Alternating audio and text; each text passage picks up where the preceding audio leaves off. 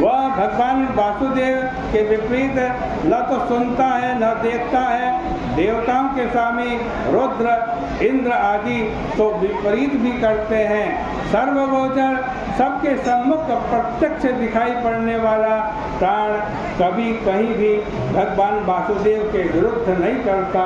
इसलिए विद्वानों ने माँ विष्णु भगवान का बल प्राण कहा है। इस प्रकार भगवान विष्णु के महात्म्य तथा लक्षण को जानकर मनुष्य पूर्वकृत कर्मानुसारी बंधनों के चिन्ह स्वरूप इस शरीर को जैसे सर्प पुरानी केसरी को छोड़ता है, उसी प्रकार छोड़कर रोग रहित भगवान नारायण के परम पद स्वरूप को प्राप्त करता है। इस प्रकार शंख मुनि के द्वारा कहे जाने पर उपदेश को सुनकर प्रसन्न चित्त होकर व्यास ने विनम्र होकर पुनः शंख मुनि से पूछा, हे ब्राह्मण जगत गुरु सर्वेश्वर प्राण महानुभाव की महिमा लोक में क्यों नहीं?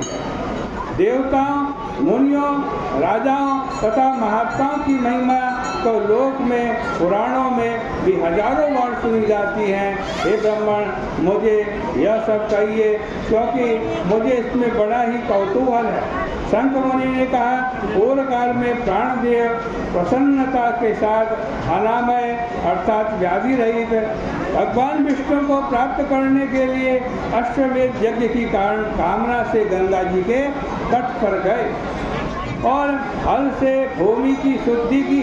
उसी समय वाल्मीकि के भीतर छिपे अनेक मुनियों के सहित समाधि में स्थित महामुनि गणवजी हल के ओरेज से निकल आए।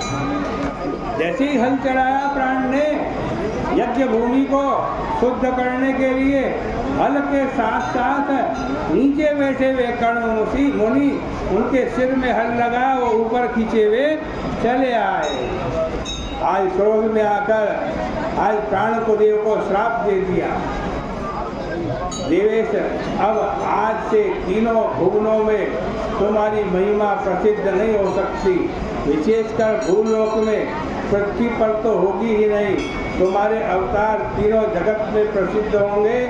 इस प्रकार मुनि कर्ण द्वारा कहे जाने पर वायुदेव को प्राण को भी बड़ा क्रोध आया और उन्होंने भी कहा कि मैं सहनशील हूँ, निरपराधी हूँ, फिर भी मुझे शाप दिया।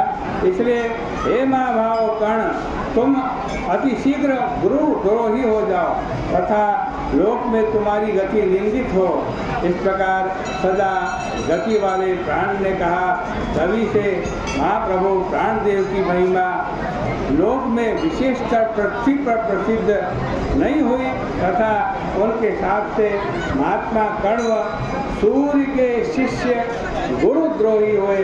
इस समय जो कुछ तुमने पूछा वह सब मैंने कहा। हे व्यास इससे आगे जो सुनना योग्य है वो जो सुनना चाहते हो वो मुझसे पूछो, विचार मत करो।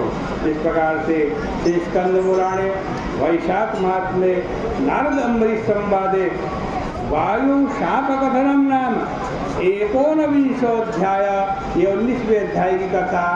इस कथा के पुण्य को भगवान के श्री चरणों में अर्पित करते हैं। बोले गंगा मैया की जय, बोले वैशाख महात्मा की जय।